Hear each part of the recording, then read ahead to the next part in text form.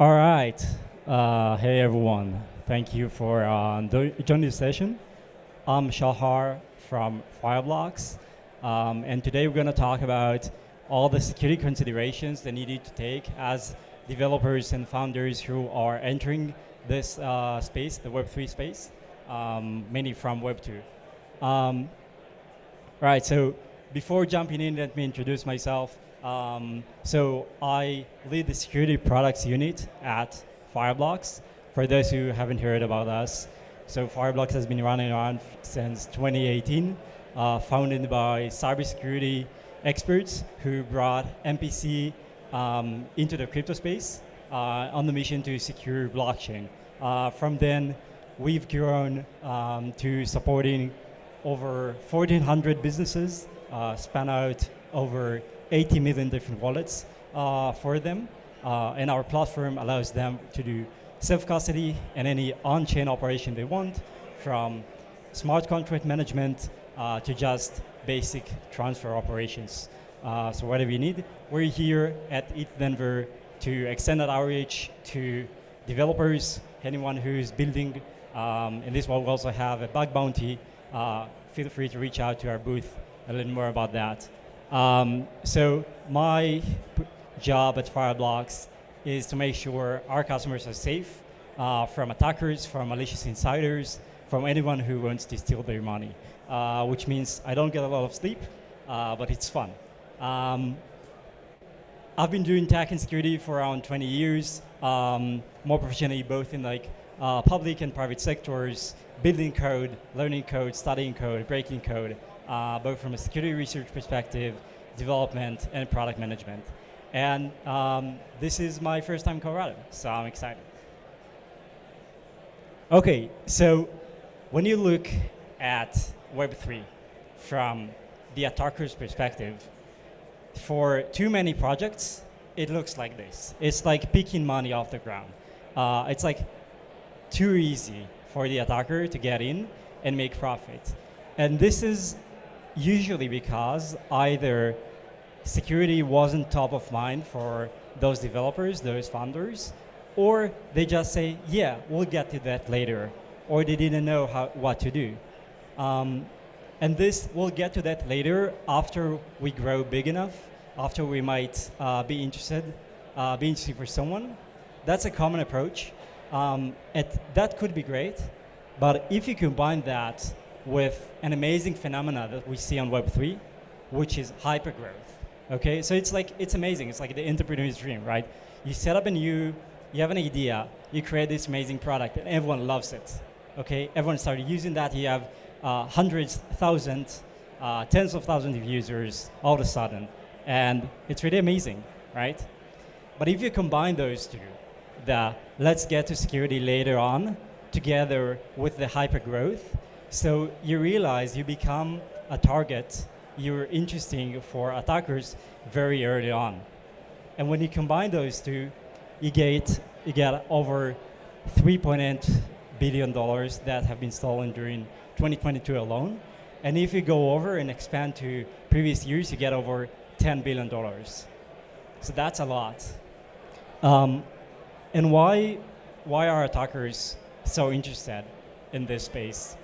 So the reason is that basically every Web3 app is a financial app, right? No matter what you do, no matter if you have NFTs, project tokens, protocol tokens, tokenized assets, stablecoins, whatever you do, basically it's either money or directly correlated to money. And comparing that to the Web2 alternative, where the attacker would have to steal your data and then sell it to someone, right? So it's just an extra step. It's like so much easier, so much more profitable to go directly at Web3 projects if you can. So given this huge incentive, it's not really surprising that we see tons of different attackers and types of different attack groups in this space. It varies from nation-state supported groups, Lazarus being the most infamous one in this space, obviously, but they're not alone.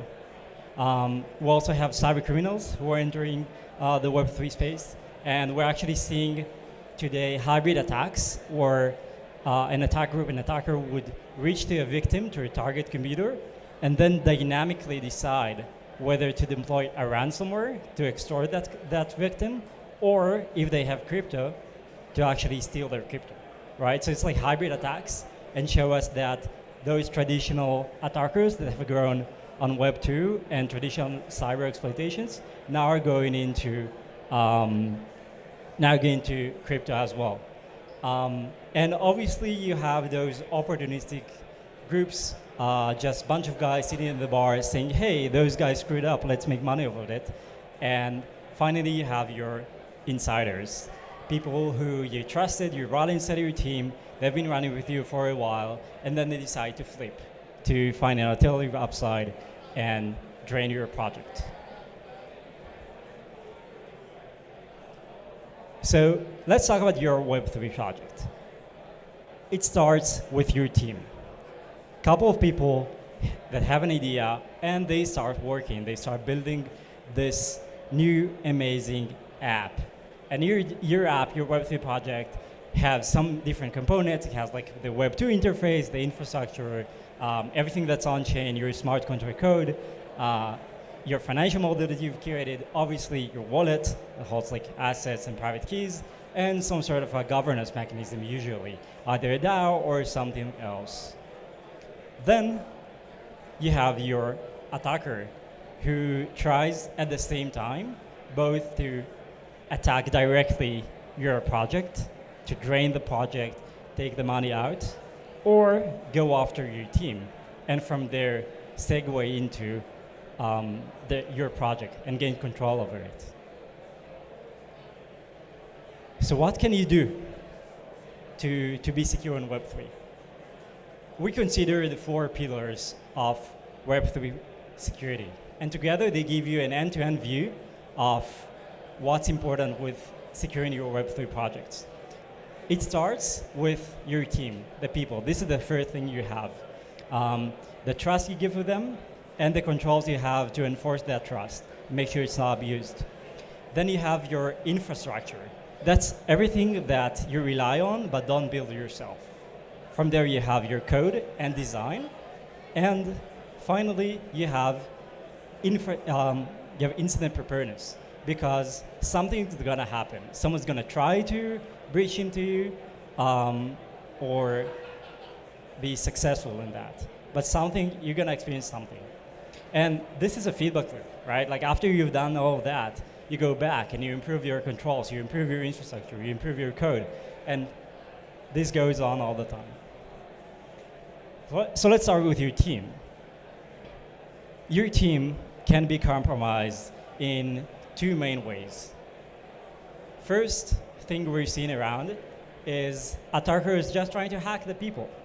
Hack to engineer's computer, like happened on a Ronin Bridge hack, where Lazarus were able to reach to an engineer's machine, and from there move laterally to a production system and steal private keys.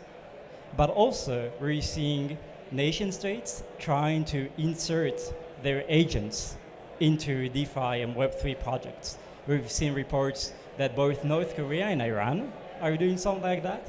And the idea is that once you have your insider person, you can do whatever you want, right? It's like having a malware in, but it's a human operative. So first of all, you need to ask yourself, who's really on your team? I know it's hard sometimes when you employ anons as part of your project, but you need to find a mechanism that you are comfortable with, validating their references, validating their experience, making sure you don't have an insider threat with that. Second, limit your blast radius. Someone might be compromised, someone might be a rogue employee. Make sure you have basic role and permissions. Make sure when you manage access control to smart contract, management, administration, and deployment, this should be only granted to specific people, right? Like your head of biz dev shouldn't be able to deploy new code to the chain, right? And finally, for anything that's not on chain, make sure you either use MFA or ideally hardware security keys, right? For example, your AWS environment. And last but not least, who's doing security? Who is your security person? I know it takes a village, right? It's not one person job, but you do need that one person who actually is leading about that, waking up in the morning, asking themselves, what could go wrong? What can I learn and take from that hack that happened yesterday? And bring that back home, follow up on action items. Second is your infra. Everything that you do not build yourself. First thing here is your key management platform. And the reason it's here and not on the next slide where we talk about code is that in almost all cases, unless you have a very extreme edge case, you wouldn't want to build that yourself. It just requires very niche expertise. And when you do go to a key management provider, Kubernetes system, make sure it supports both multi-step approvals and multi-factor authentication. So you don't have just one person on one screen, one click, deploying, changing, transferring funds. Then you should go on and map all your external dependencies. It's gonna go bigger over time, and that's okay. I mean, you don't want to reinvent the wheel. You wanna build on top of other things that are already built. There will be any external services, contracts, oracles, anything both on-chain and off-chain that you rely on as part of your risk management, security risk management. The great example of what happened to Badger DAO is that basically the attacker was able to compromise their Cloudflare API keys and from there own their front end, stealing $120 million from the users. So make sure you're not, the attacker is not the only one who knows your system end to end. Make sure you're the one who knows that as well, and you can do something with that. Now, let's move to code. We all love code. Many people are developers. And there are two stages, all right? First, the launch, the MVP. Make sure you test yourself, test your code. There are many good security projects out there that can scan your smart contract code, find known vulnerabilities, find known misconfigurations, and alert you on that. After that, define key invariants for your modules, for your methods, and document your code, document all of that. First, for yourself, so you'll know what's going to happen and what you expect your code and your product to do. Second, when you do get an audit, and you should get an audit, the main pain point that I hear from tier 1 auditors all the time is that people pay so much money to them, but also come unprepared. The result is that you're actually paying tons of money to someone to do code review for you, right? Because auditing is just a time-boxed security check.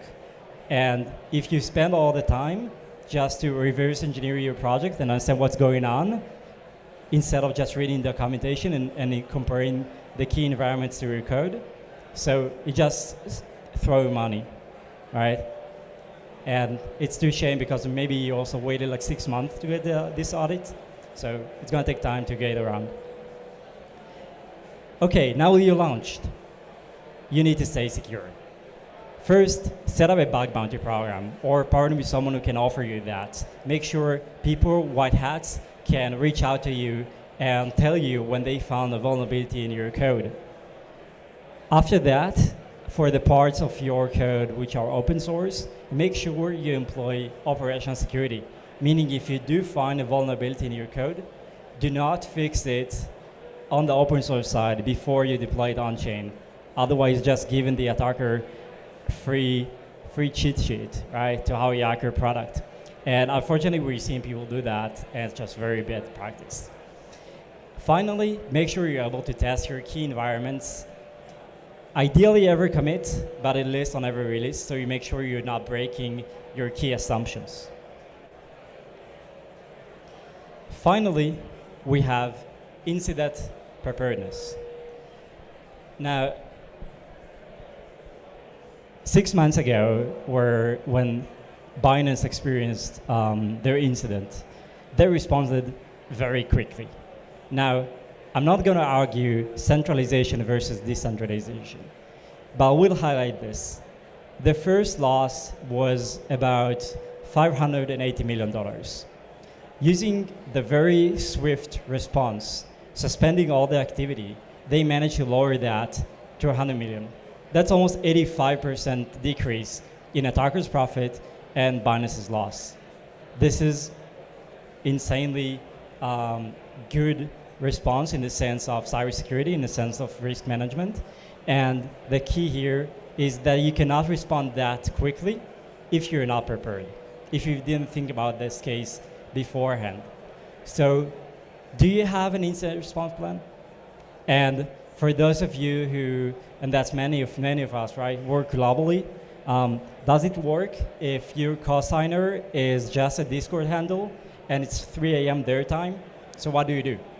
Right? You need to be able to respond quickly no matter what time. There are many different solutions for that. Some involve external trusted parties, and we can discuss that after. Second, you know your system the best. Make sure you document and identify all the ways that people can attack your system. You can do that with your CISO when you're like hundreds of people, but you can also do that where you're just 3 people. It can take only 30 minutes, sit down, take a pen and paper, and document what you think could happen and could go wrong, right? Once you have that, this is key to success and being actually prepared for the incident that may come. All right, so to summarize, make sure you know and control your team. All right, this is the first step. After that, be and think like your own attacker. Think about ways to exploit your own system and what could go wrong and prepare for that. Help your auditor when they come and help you, but don't help your attacker. Do not leak secrets, do not leak vulnerabilities. And finally, don't get caught up by surprise when you experience hypergrowth. It happens more often than you think, and be prepared for that. That's it. Thank you, everyone. Thank you for your time. Feel free to reach out to me, either in person, I'm going to be here for the couple next day, or over Twitter, email, Telegram, whatever you need. And Fireblocks is hosting a bug bounty, $25,000. Feel free to reach out to our booth and hear more details about that. Thank you.